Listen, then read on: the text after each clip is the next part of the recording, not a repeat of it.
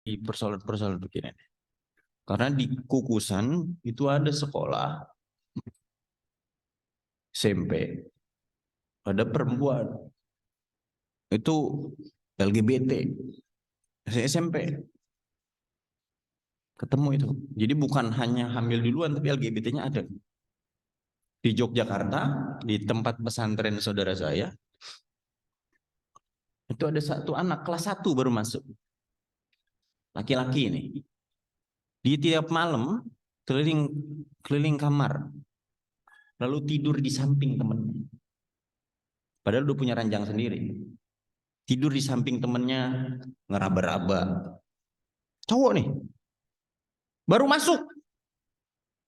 Dulu waktu zaman saya, ada memang begitu Pak. Tapi udah angkatan atas. Ya mungkin kan di pesantren laki-laki semua bergejolak gitu.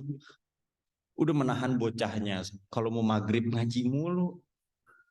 Baru ketemu malamnya itu perilakunya begitu. Oh, kok ketika banyak yang lapor adik kelasnya ini, kelas 1 segala macam, maka kemudian dikeluarkan dia. Yang sebenarnya bisa diobati yang begitu. Tapi kalau itu kan mungkin situasi, tapi ini anak baru masuk. Anak baru masuk. Oh ya, dari mana dia bawa tuh? Anak baru masuk. Ya. Jadi itu karena sudah syuruk, jadi kita baru bahas itu. Jadi soal apa? Jalan kehidupan. Kehidupan itu berjalan sesuai dengan sunnatullah. Yang kedua, kehidupan itu berjalan dengan dinamis. Dengan sunnatullah, Allah menciptakan, menjaga seluruhnya. Itu dengan seimbang, dengan harmonis. Lalu kemudian Allah menjaganya dalam bentuk pemeliharaan penciptaan. At-tarbiyatul khalqiyah. Lalu kemudian karena kehidupan manusia punya dua potensi, ya, fujuruha wa taqwaha. Lalu kemudian Allah Subhanahu wa taala menurunkan yang disebut dengan at-tarbiyah asy-syar'iyyah, at-ta'limiyah. Nah, kemudian turunnya itu tarbiyahnya dalam bentuk Al-Qur'an Allah turunkan gitu. Dalam rangka menjaga manusia. Maka Al-Qur'an disebut dengan fitrah munazzalah. Fitrah yang Allah turunkan dalam rangka menjaga fitrahnya manusia.